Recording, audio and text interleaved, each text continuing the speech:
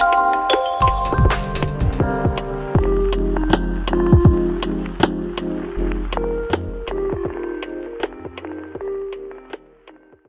Mas Giovanni. Halo. Selamat datang di diskusi Mimal. Mas, film Mas kapan bisa ditonton? Kapan aja. Mau dong nonton. Udah dapat padi-padi Bert. Bukan tebu ya, tapi padi. Iya, padi-padi. Rencana ini sih kayak Q&A gitu sama online. Tapi online screening juga. Cuma nggak tahu soalnya festivalnya masih nunda. Jadi maksudnya nunggu keputusan festival yang lain gitu loh. Online tapi screening online ya sementara ya. Ini online nanti juga ada diskusi, ada Q&A gitu-gitu sih. Halo, balik lagi bersama gue Eno di diskusi Mimal. Kali ini kita bakal ngebahas film Burning, karya sutradara Lee Chang-dong.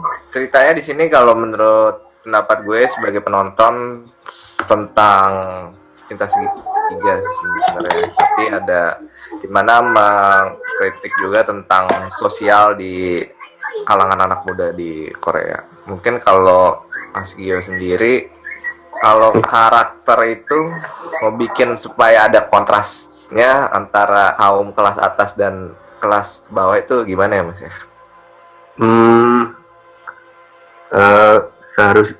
Sebenarnya sih kalau karakter tuh awalnya belum kelas sosial dulu sih. Yang penting kalau gue sih selalu patokan berdasarkan realitas sih, karena berdasarkan psikologi. Jadi psikologi itu manusia tuh punya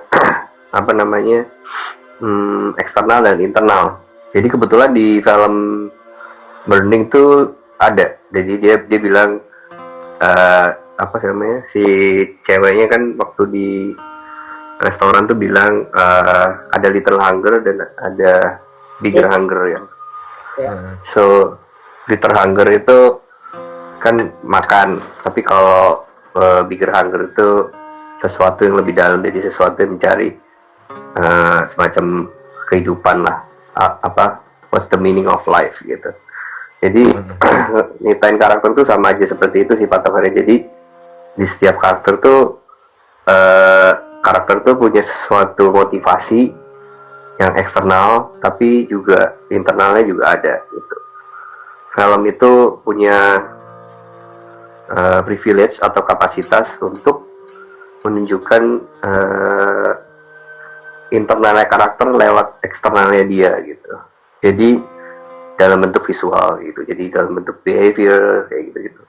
Jadi kalau nyiptain karakter sebenarnya simple sih, dimulai dari dua itu. Jadi misal ini kalau dari gue ya, misal kayak paling signifikan sih sebenarnya nyiptain antagonis ya. Kalau antagonis tuh kalau kayak misalnya dia bank robber gitu atau perampok bank, cuman di dalam dirinya kan dia mempunyai sesuatu yang ingin dicapai gitu. Atau misalnya intinya dia karena kemiskinan atau poverty, atau dia harus membiayain anaknya, seperti itu sih. Jadi karakter tuh lebih, menurut gue, harus 3-dimensional daripada 2-dimensional gitu. Ya, jadi di Burning tuh sangat karakter based banget sih. Di satu sisi kita bisa lihat bukan hanya antara baik dan jahat ya, cuman film itu sebenarnya sangat simbolik dan multi interpretasi, dilihatin dari 3 karakter itu. Dan kita kita kayak di Chang-dong, sebenarnya gue udah ikutin dia dari film dia awal itu filmnya Oasis. Itu awal gue lihat film dia ya. Dan gue selalu terus habis itu karena dia bukan satu-satunya sih, one of the best Korean director yang sangat film itu sangat kayak sangat bukan art house juga ya, maksudnya sangat dalam lah, istilahnya kayak penuh filosofikal lah kayak gitu. Jadi gue selalu ngikutin dia, bahwa karakter dia itu selalu eh, seseorang yang bukan hanya terhimpit dari masalah sosial, tapi how to deal with the social situation, terutama di Korea Selatan gitu loh. Dan kalau misalnya ikutin film dia itu banyak macam tuh. Kalau misalnya Oasis tuh orang cacat atau orang mental illness, terus habis itu ada lagi Secret Sunshine dari POV seorang wanita muda, dan ada juga religionnya di situ, terus juga Oasis dari kacamata seorang nenek, dan juga film pertamanya itu judulnya Green Fish, itu dari seorang veteran perang ya, kalau nggak salah. Nah, Burning ini mungkin satu-satunya yang menarik adalah dari anak muda gitu. Jadi generasi muda di Korea. Jadi dia mau menggambarkan gimana sih generasi muda di Korea itu di Korea Selatan khususnya, apa saja yang mereka alami, terus dengan kesenjangan sebenarnya secara nggak langsung tuh sebenarnya temanya sama-sama Parasite, tapi intinya Parasite lebih easy ya, lebih orang tuh lebih ramah lah film Parasite. Kalau film Burning kan memang dalam banget, tapi menurut gua mereka sama-sama mengemukakan tema yang sama tentang Korea, terutama masalah sosial antara kaya dan miskin sih, kayak gitu. Dan iya sih, jadi kalau karakter sih yang paling penting karakter itu satu itu internal dan eksternal, dan juga karakter tuh nggak hanya cuma nama, terus status sosial dan lain-lain, tapi juga hubungan relationship dalam arti relationship di masa kecilnya, relationship di sekarang, terus karakter tuh punya trauma sama kayak kita. Jadi bisa gue bilang nyitain karakter itu bisa merefleksikan dengan diri kita sendiri sih, kayak gitu. Dari alur cerita ini kan juga cukup menarik ya, dari awalnya mulai dia mengenal si Haimi. Kemudian kalau untuk struktur dari ceritanya sendiri ini seperti apa ya, Mang? Film Korea itu sangat unik sih sebenarnya. Kayak kita tahu bahwa film Korea itu one of the country yang bisa gabungin genre. Nah, struktur di Burning itu sangat-sangat beda sekali yang sama yang gue pelajarin di sekolah. Karena yang gue pelajarin di sekolah ya standar lah ya, maksudnya Act 1, Act 2, Act 3, and then introduction, midpoint, dan lain-lain. Tapi Burning itu punya satu ciri khas struktur yang berbeda. Karena kalau kalian lihat itu, dia setengah film itu hanya menunjukkan introduce karakternya, dan sama sekali nggak ada konflik. And then baru setelah Hyumi hilang, baru terjadi konflik. Tapi menariknya adalah si protagonisnya ini meskipun kayak nggak ada konflik, tapi kita tetap merasakan dia tuh punya konflik yang dicangdung bangun secara subtle dan misterius. Mainstream biasanya ya, kalau film mainstream biasanya itu, kalau gue belajar itu ya lo 15 menit udah ada problem lah ya, kayak gitu. Tapi ini kayak berpola. Berpola. Cuman kalau ini tuh kayak kita dibawa kehidupan dia gitu. Kita diselamkan kehidupan si protagonis si Jong Suk itu. Makanya kalau gue bilang film Burning itu it's not just a story, but it's a character story sih menurut gue. Menurut gue khas di Asia ya, karena sangat eksotis gitu, dan Lee Chang-dong banyak memperlihatkan sisi nature, tiba-tiba angin. Terus yang paling gue suka tuh yang scene dimana Jung Suk menerima telepon ketika si Hyuming hilang, terus dia ada telepon dari Hyuming, inget gak? Terus tiba-tiba, tapi itu bukan Hyuming, tapi itu ternyata kayak ada suara siapa gitu. Terus kamera tuh bukan fokus ke dia, tapi fokus ke belakang. Iya. Oh iya. Yang ke jungle ya kameranya. Yeah, but it's very very beautiful scene. So itu sih. Jadi ya uniknya sih sebenarnya secara structure penulisannya nggak biasa sih, dan juga konflik itu setelah di tengah gitu. Jadi ya kita nggak pernah lihat di film Hollywood bahkan kayak gitu, seperti itu. Mungkin kalau dari Albert ada yang mau ditanyakan Bro perihal film ini. Saya pengen nanya, sebenarnya nggak cuma ke Mas Gio juga sih, pengen nanya ke yang lain juga, kayak menurut lu pada film ini tentang apa sih?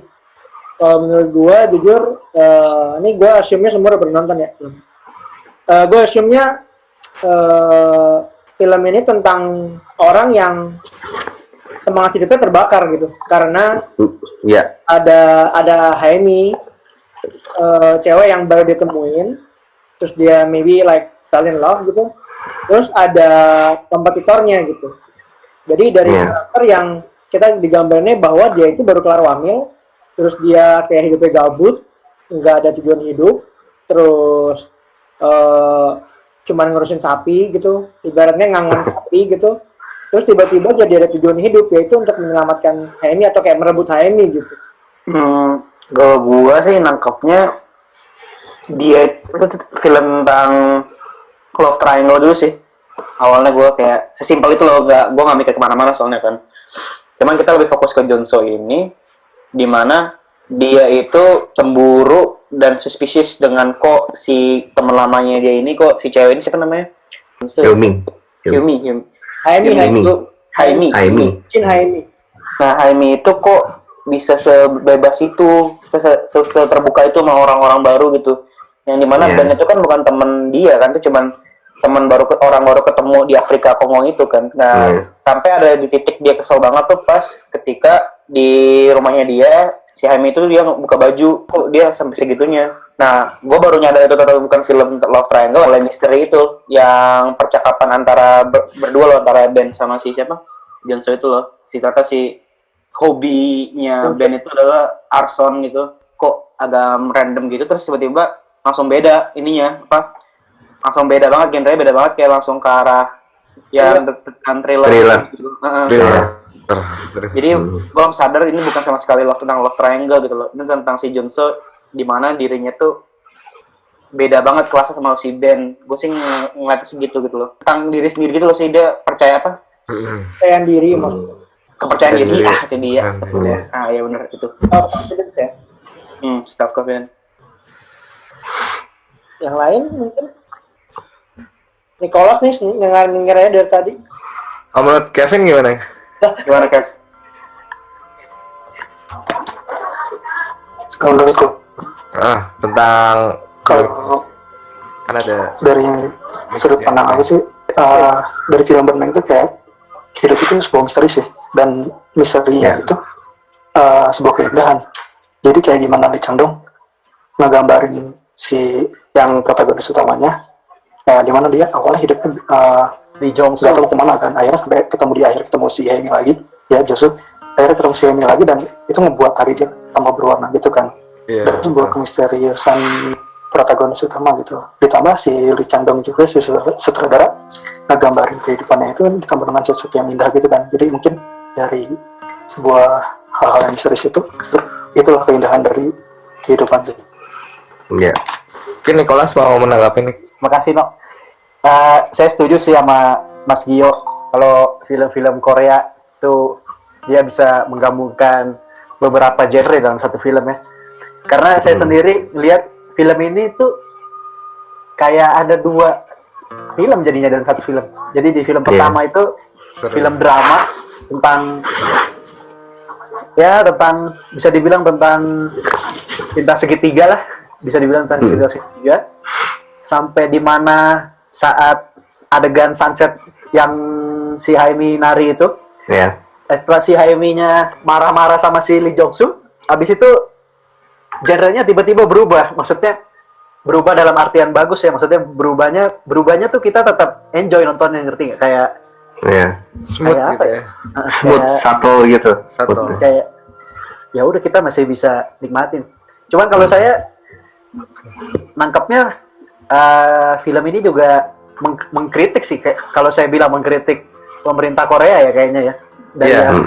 Dari yang Mas bilang tadi yang masalah kesenjangan sosial, saya malah notice ada apa human trafficking, apa penjualan manusia. Nah, penjualan manusia itu untuk kalau saya tangkap dari film ini untuk pekerja seks komersial atau apalah. Jadi ya menurut saya sih jenius banget sih, bisa bikin film yang ibaratnya tetap nyaman ditonton walaupun ada perubahan genre segala macam. Ya macam-macam kayak Parasite lah. Banyak juga kan isu-isu yang bisa diambil di sini. Isu sosial masyarakat itu banyak. Menurut gue lebih banyak malah daripada Korea. Makanya. Karena maksudnya ya Korea Indonesia berapa banyak provinsi, maksudnya itu banyak banget. Dan juga apa ya, setiap provinsi mempunyai satu keunikan gitu. Jadi banyak banget sih sebenarnya. Tapi kan sekarang masih yang paling banyak kan ya Jogja, Jawa, kayak gitu, Sumba, kayak gitu. Terus belum ada yang, maksudnya masih banyak yang lain kan sebenarnya. Betul. Dan yang menariknya sih di film Burning itu banyak poin-poin itu yang simbol-simbol seperti kucing. Iya, kucingnya nggak pernah kelihatan ya di rumahnya si Hayumi. Nah ini pertanyaan yang menarik nih. Muncul. Karena di novelnya tuh kucingnya gue lupa ada apa enggak. Nah kalau kalian realize tuh kucingnya Hayumi atau bukan? Iya, soalnya pas panggil Boyle kan dia bukan ini kan. Itu menurut gue jadi suatu, bisa jadi emang sengaja bikin jadi bahan perdebatan gitu sih. Emang sengaja mempermainkan interpretasi kita terhadap film itu kan. Sebenarnya kan kucing itu tidak berperan apa-apa kan. Maksudnya dia emang diplanting pada akhirnya buat sort of jadi pembuktian kalau dia pembunuhnya Hayemi kan. Iya. Dijelasin juga itu jam tangan bisa ada di mana aja. Bisa ada. Iya, temannya yang cewek itu yang gantiin kerjaan dia itu setelah dia cabut pakai itu juga gitu. Jadi sebenarnya memang film ini kalau menurut gue open ending dan emang sengaja dibuat di bahan pertanyaan gitu. Contohnya soal Greenhouse. Greenhouse itu gue nangkapnya Greenhouse itu diibaratkan sebagai si Ben yang nganggep si Jongsu sebagai greenhouse gitu. Dia bilang greenhouse itu adalah suatu hal yang nggak dipedulikan. Jadi nggak peduli enggak, itu dia tuh sampah gitu. Nah, terus diibaratkan kayak gue udah bakar greenhouse-nya. Dengan kayak bilang kayak gue udah bakar perasaan lu sebenarnya gitu. Lu tuh udah mati, lu udah hangus sebenarnya gitu. Lu tuh sampah. Iya, lu tuh nggak peduli sama lu tuh nggak ada yang kehilangan gitu. Nah sebenarnya menariknya ini adalah sama dengan yang dirasain pas endingnya Parasite yang si bapaknya bau itu.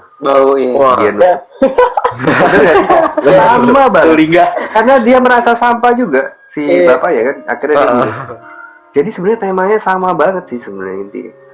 Kalau gue bilang kayaknya si Bojonggo sama Lee Chang-dong ngopi nih kayaknya pas bikin film. Ngopi bareng kayaknya mereka ya. Tapi duluan Lee Chang-dong yang bikin. Apalagi scene yang sunset itu itu terbaik sih. Paling demen itu. Nah, saya mau nanya deh. Kalau menurut Mas Gio kenapa itu? Scene itu kenapa harus ada? Scene itu menggambarkan jiwa yang bebas kah? Atau seremeh karena dia habis nguit gitu? Gue rasa itu menurut gue sih menurut gue ya, nggak tahu gue bener apa salah, tapi itu kalau gue lihat itu kan di tengah film kan, masa apa ya, si ceweknya kan selalu di center, jadi itu adalah moment of the peak ketika si Jong Suk dan si boy itu saling kelihatan gitu loh. Jadi kayak saling, oh ini kayak apa ya, kayak simbol kesenjangan, tapi disimbolkan di satu di orang gitu, bukan di satu apa ya, kayak di satu sunset gitu loh. Dan kalau kalian lihat kan si cewek kan selalu duduk di ini kan di tengah. Dan abis itu dia nari kan. Nah, nari itu adalah lambang kebebasan yang sebenarnya dua orang ini sebenarnya saling terkurung, ngerti ya sih? Si Jungsuk dan si Boy ini. Ben. Karena yang si Ben.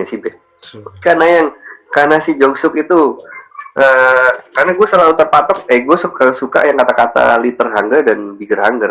Karena Jungsuk adalah Bigger Hunger yang pengen nyari kehidupan yang lebih baik, dan si Boy itu yang bosen gitu, yang gue tuh udah bisa apa-apa, dan tapi gue tapi gue masih bosen gitu, dan gue belum menemukan life juga gitu. Jadi sama-sama kayak mereka tuh mereka kayak triangle, sama-sama mencari kebebasan lewat si Hyumi gitu, kayak gitu. Hemi. Sorry, saya kira malah yang si Ben itu Great Hunger, karena dia kan udah nggak perlu mikirin makan lagi. Kalau Jongsu masih Little Hunger, saya mikirnya. Iya, kebalik, sorry, bener. Iya. Mungkin Alvin ada yang mau Alvin kan, ada.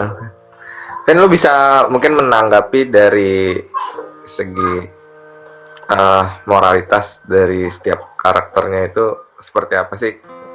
Ini kan kayak dari Jongsu ini kan karakternya kompleks banget ya. Terus kemudian dengan Ben yang udah punya kehidupan yang baik, dia juga masih mempertanyakan tentang hidupnya. Mungkin yang gue mau tanyain, lu sebagai penonton ini seberapa masuk sih ke dalam kehidupan karakter? Halo, tes. Ya, Halo. Gue udah lama sih nontonnya, jadi udah agak lupa. Paling yang kalau yang tanya seberapa gue masuk sih, ini kan filmnya tentang yang kayak Mas Giovanni bilang itu tentang kelas sosial ya. Dari tokoh utamanya yang dari kelas bawah, terus tokoh antagonisnya ke kelas atas, dan si tokoh perempuan ini bisa masuk ke kelas bawah ataupun kelas atas. Sebenarnya sih yang gue lebih masuk ke karakternya, bagaimana gue lebih masuk ke rasa deg-degannya aja sih, bagaimana gue jadi tokoh utama ini sebagai orang yang miskin, terus cuma punya hal yang sedikit aja, itu bingung sama orang-orang yang punya segalanya gitu. Kok dia bisa bosan, dia malah ngelakuin hal-hal yang aneh gitu, sampai bunuh orang. Terus ya kayak bikin gue deg-degan juga, wah jangan-jangan nanti gue yang bunuh kali ya, gara-gara dia bosan. Tapi orang miskin kayak gue yang berjuang untuk hidup, untuk mendapatkan apa yang gue mau, itu malah ada orang yang bosen gitu, malah dia punya segalanya. Lu nyadar gak sih kayak tiap cewek yang dibawa sama Ben itu rata-rata dibuat kayak bahan pertunjukan gitu dia sama temen-temen.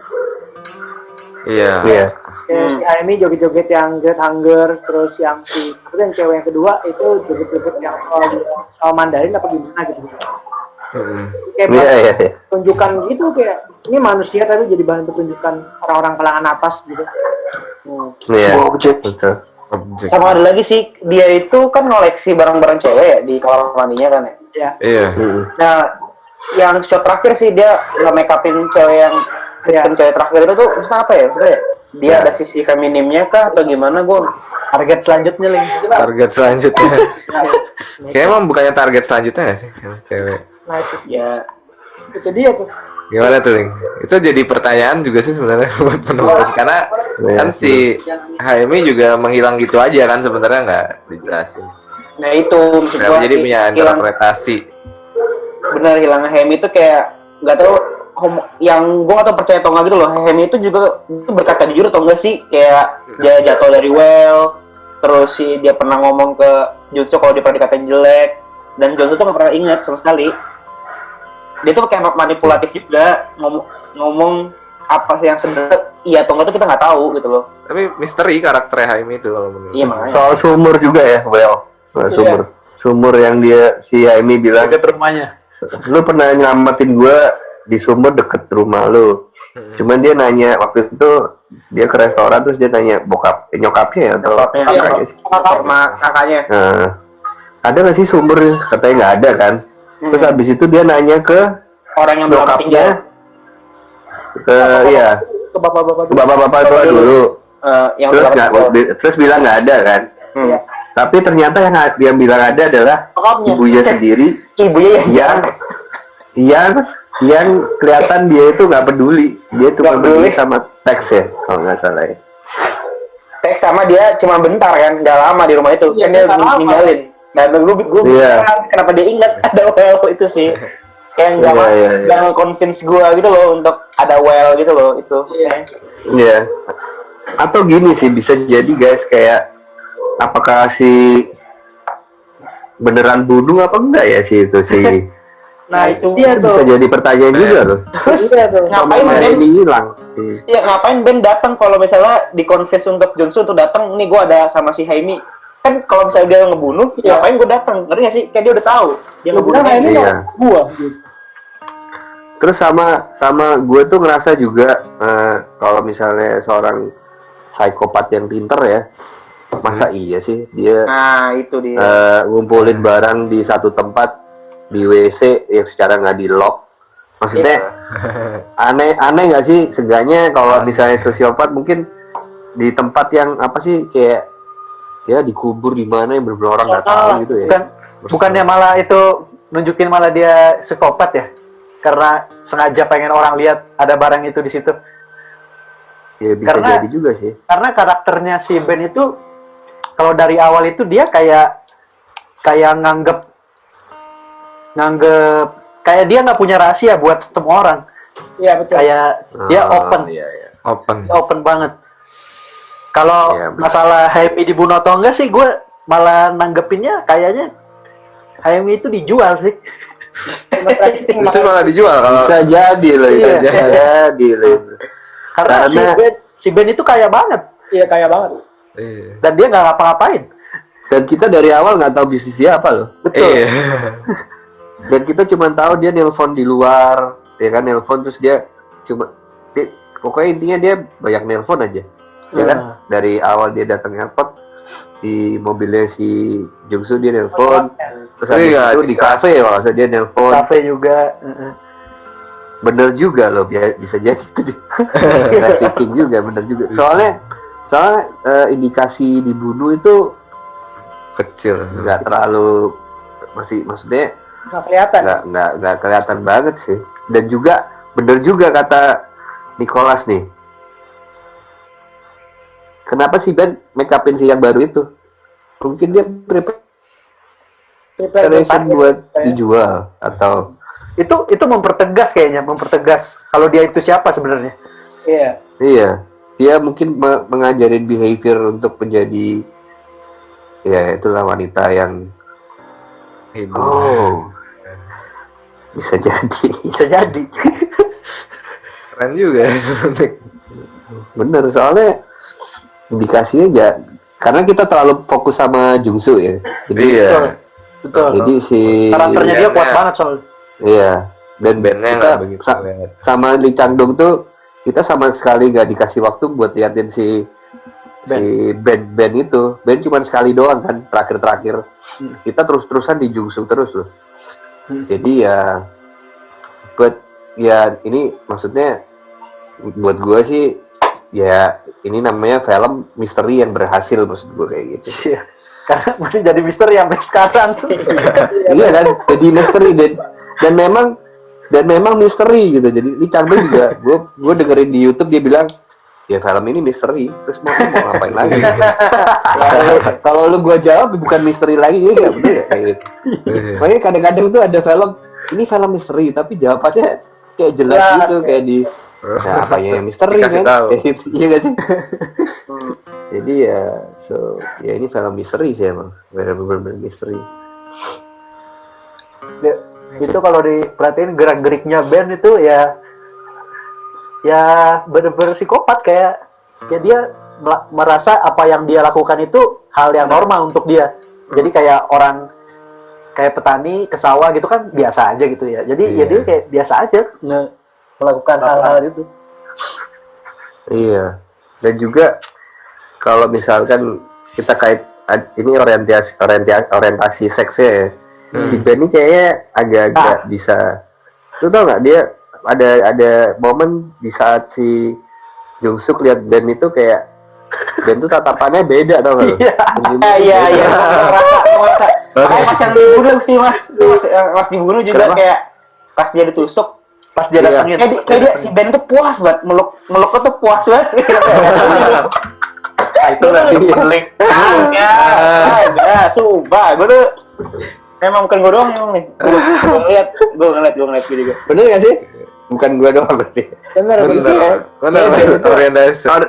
Orientasi seksnya masih tanya gitu. Atau bisa jadi dia nyulik Haini karena dia suka sama Lee Jong Suk. Enggak itu kan kejauhan. Nggak tahu juga. So ya maksudnya ya ini sinema lah maksudnya. Menariknya sinema di sini sih biarkan penonton. Karena menurut gua film kayak gini tuh apa ya? Bukan hanya open ending yang bikin kita bingung sih, tapi secara nggak langsung tuh ceritanya itu live gitu loh. Ceritanya itu kayak berlanjut di kita ngerti nggak sih? Jadi story itu, jadi menurut gue sangat suka film yang open ending. Kan kalau misalnya karena ini juga ngaruh gue di bikin film ya. Kenapa gue selalu poin kalau film gue pengennya open ending karena gue pengen penonton itu ceritanya itu kayak berjalan gitu loh. Ceritanya kan kayak bukan mati gitu. Kalau misalnya nggak close ending kan kayak ceritanya ya udah mati gitu. Tapi kalau open ending kan sampai sekarang kita obrolin itu kayak ceritanya masih berlanjut tau gak sih? Kayak seakan si Jong Suk tuh masih di sana gitu, masih si Homi juga masih di mana. Terima kasih buat Mas Giovanni yang udah mau berbagi, yang udah mau punya thank you loh. Gue membahas film. Gue seneng banget nih bahas ini. Habisin aja. Film Burning. Mungkin kita minggu depan banyak tema dan topik bahasan film yang lebih menarik lagi yang bisa punya sudut pandang lain di mata penonton gitu, yang sehingga dari karakternya juga bisa membekas lah di penonton. Itu yang sebenarnya kita cari untuk kita bahas di minggu depan. Terima kasih buat Mas Giovanni udah jadi bintang tamu di diskusi Mimal. Mungkin sama-sama minggu depan kita akan bahas lebih menarik lagi film siapa Yuk, terima kasih teman-teman. Oke, terima kasih semuanya. Salam sinema. Mas Alvin, Nico, Eno, Lingga. Terima kasih Thank you ya semua. Thank you Mas.